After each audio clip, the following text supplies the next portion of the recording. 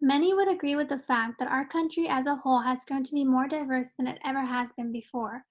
Yet, some United States neighborhoods remain less diverse than others. So, who are the people that live in these diverse neighborhoods? Are they upper class, lower class? Are they college graduates? Are they white or black? What characteristics of a person affect what kind of neighborhood they live in? This is an important topic because although the lack of diversity in United States neighborhoods has seen improvement over decades, the history of America's segregation has had residual effects that still exist today. Based on the literature I reviewed, in the average neighborhood where white residents live, racial diversity seems to be far less common. On the other hand, most Black and Latino or Hispanic residents have continued to live in neighborhoods where whites represent a smaller presence than in their larger community. This leads us to question if the issue is due to race, regional areas, or possibly socioeconomic status. What my research has focused on are a few characteristics that could be playing a role in what kind of neighborhood a person lives in. More specifically, I analyzed these differences through my research question. How does socioeconomic status, which could be education, class, or income, region, and race determine someone's neighborhood diversity? So starting off in the middle of my poster, the data I used was from the General Social Survey of 2018. This is also known as the GSS. So what the GSS sampling procedures consist of is a 90-minute in-person interview with randomly selected participants every year in order to analyze shifting patterns of structure and social change throughout the United States. The variables or categories I focused on were neighborhood diversity, which was my dependent. My independents were education, social class, income, race, and region. Based on the literature I reviewed, I came up with three hypotheses which can be seen on your left in the first box. The first one is that there is a relationship between education and one's neighborhood diversity. The second one is that social class and income are negatively related to one's neighborhood diversity. And the third one is that there is a relationship between race and neighborhood diversity. The way I put this to the test was through data using logistic regression.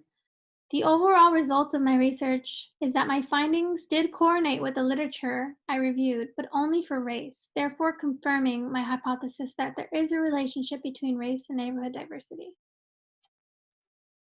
What was calculated is that a person who is Black, your chances of living in a diverse neighborhood go up 580% when compared to a person who is white. And that was controlling for socioeconomic status like education, income, and class, and region. This finding was statistically significant at the 0.05 level. And what that means is that it is highly unlikely that this result is due to chance. I found no statistically significant findings between any other variables I mentioned. And what that indicates is that when it comes to determining someone's neighborhood diversity, most differences like someone's education, social class, income, and or region do not explain the racial differences in neighborhood characteristics. Blacks are still significantly more likely to live in diverse areas compared to whites solely based on their race. So on table 2 of my poster, we see a pie chart that shows the results of asking each respondent if there's any opposite race living in the neighborhood of which they currently live in. So as we look at the results between whites and blacks, we see that many more blacks answered yes when compared to white, correlating with my results. So why is this important? Well, the importance of integrated communities is because diverse neighborhoods can offer others access to connections pertaining to public resources, education, and employment.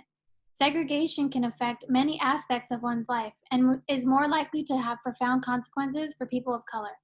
It is clear that whites have a locational advantage over people of color, and neighborhoods that are segregated lead to many issues, including negatively impacting health, high infant mortality rates, lower home values, isolation from opportunities, barriers to achievements, and school segregation, just to name a few.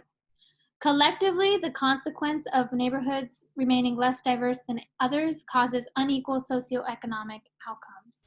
Our nation and societies as a whole should take action in battling to make sure every person lives in a diverse neighborhood so we may all enjoy the benefits of a vibrant and diverse society.